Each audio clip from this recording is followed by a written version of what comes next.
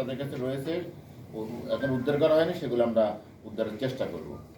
তো এই চোর চক্র তারা বিভিন্ন টোকাই টাইপের, যারা কাগজ বা পলিথিন করা এরকম একটা প্রাথমিক তাদের একটা রেকি করা একটা টিম রয়েছে, যে ওই বিভিন্ন এলাকায় গিয়ে দেখে যে কোন বাসার লোকজন থাকে না বা কোথায় একটা নীরব এলাকা, কোথায় নিরাপত্তা ঘাটতি রয়েছে, সেগুলা রেকি করে তাদের পরবর্তী স্টেজ তাদের যারা অন্যান্য এই সংঘবদ্ধ চক্রের সদস্য রয়েছে তাদেরকে অবহিত করে।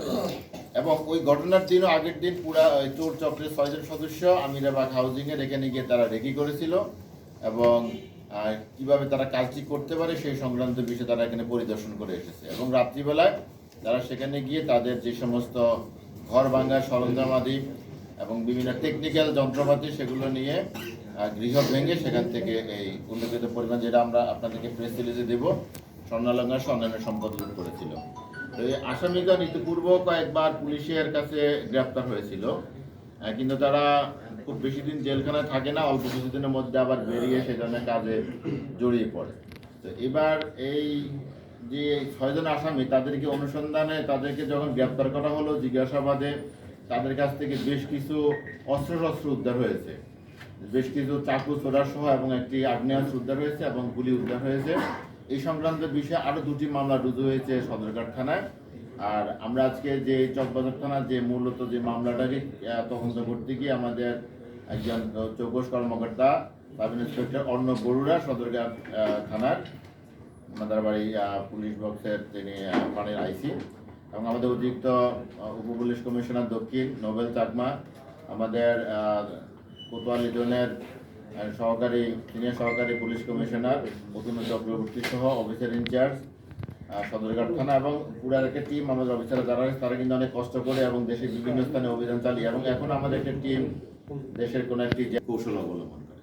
এই ছিল, আপনাদের কোনো প্রশ্ন থাকলে বলতে পারেন। আচ্ছা মোসেন ভাই, আচ্ছা আপনি দুইটা একটু বলবেন, সেটা হচ্ছে যে শরীফ যে ও কিন্তু বক্তব্যে এরা বেশ কয়েকদিন থেকে ওখানে বিভিন্ন এলাকায় রেকি করে, এবং টোকাই টাইপের কয়েকটা ছেলে থাকে, তারা হলো যে কাগজ পুরানোর ভান করে বিভিন্ন এলাকায় যেগুলা একেবারে সলিটারি এরিয়া, সেই সমস্ত এলাকায় গিয়ে সেই বাসাগুলোকে শনাক্ত করে এবং কয়েকদিন তারা এটা পর্যবেক্ষণ করে, তারপরে মূল টিমকে জানার পরে মূল টিম সেখানে গিয়ে অপারেশন প্ল্যানটা করে, যে কিভাবে এই ডাকাতিটা বা চুরিটা করবে প্ল্যান করে। তখন তারা এই পরে তাদের কাছে কিন্তু গৃহ ভাঙার সরঞ্জাম যে রয়েছে, তারা অল্প সময়ে সহজে গৃহের তালা ভেঙে, গ্রিল কেটে, জানালা কেটে গৃহে প্রবেশ করতে পারে।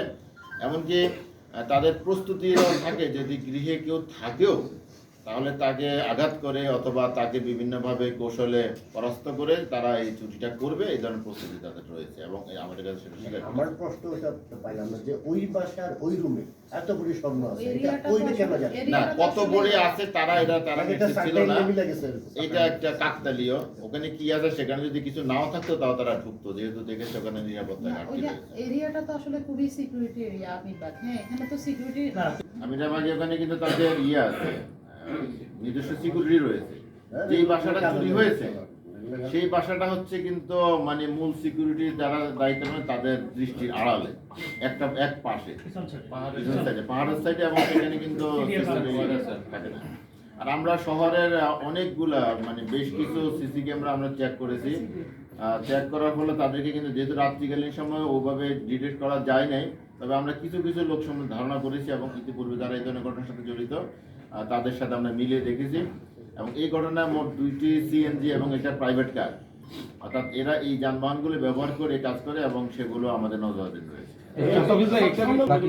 এইটা তারা প্রাথমিক যেটা আমাদেরকে বলেছে, তারা প্রাথমিকভাবে কিছু বিক্রি করে দিয়েছে, এবং কিছু চুরি অন্যান্য চোরেরা কিছু নিয়ে গেছে, এবং বাসার মধ্যে যখন তারা এই ঘটনা দেখলো এক জায়গার মধ্যে অনেকগুলো অলংকার, তখন তারা আবার তাদের নিজেদের মধ্যেই যার যেমন করে নেওয়ার চেষ্টা করেছে। তো আমরা মূলত একজন চোর থেকে এই মালামালকে উদ্ধার করেছি 52 ভরির মতো।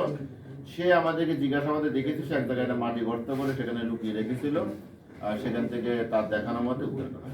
বাকিগুলো কোথায় গেল?